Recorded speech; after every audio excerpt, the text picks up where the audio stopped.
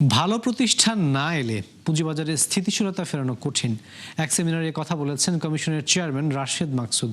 আর অর্থ উপদেষ্টা জানিয়েছেন যে রাজনৈতিক প্রভাব মুক্ত রেখে সঠিক পথে বাজার পরিচালনায় উদ্যোগ নেবে সরকার। এদিকে রোববারও ভয়াবহ পতনে 232 পয়েন্ট সূচক হারিয়েছে Dhaka stock exchange DSE. Mezba Hasan জানাচ্ছেন বিস্তারিত। প্রধান অতিথি পুঁজিবাজারের সমসাময়িক অবস্থা নিয়ে এই সেমিনারের আয়োজন করে এ সংশ্লিষ্ট সাংবাদিকদের সংগঠন সিএমজিএফ।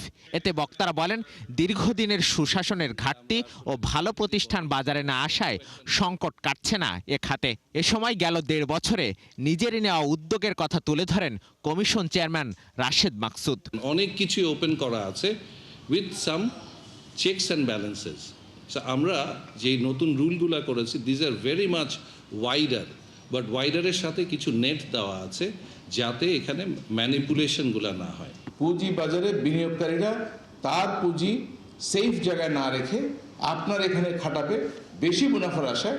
এই কোম্পানিগুলোর এবিলিটি আছে বেশি মুনাফা দেওয়ার, এই যে ক্রাইটেরিয়া একটাও মিট করে না, কিন্তু তারা চলে আসছে। এখন তাদের দেখছি সব ব্যবসা বন্ধ, ফ্যাক্টরি বন্ধ, সব কিছু বন্ধ। এইগুলোই হচ্ছে আসলে আমাদের করণীয়।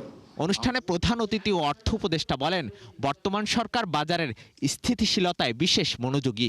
এ সময় বাজারের প্রতি বিনিয়োগকারীদের আস্থা ফেরাতে নানা উদ্যোগের কথাও বলেন তিনি। বাজারে যারা আইপিও করুন আর যাই করুন, তাদেরকে যে বিশ্বাসযোগ্য কায়দায় তাদেরকে প্রত্যয়নপত্র দিচ্ছে, এইটা আমাদের 1 নম্বর কাজ করতে হবে, যাতে করে মানুষের মধ্যে আস্থা আসে যে আমাদের এই রকম মার্কেট বেস সেলফ রেগুলেটরস আছে।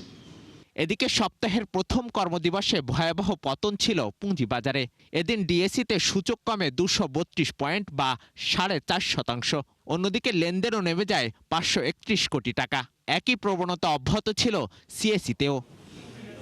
মেজবা হাসান, 71, ঢাকা।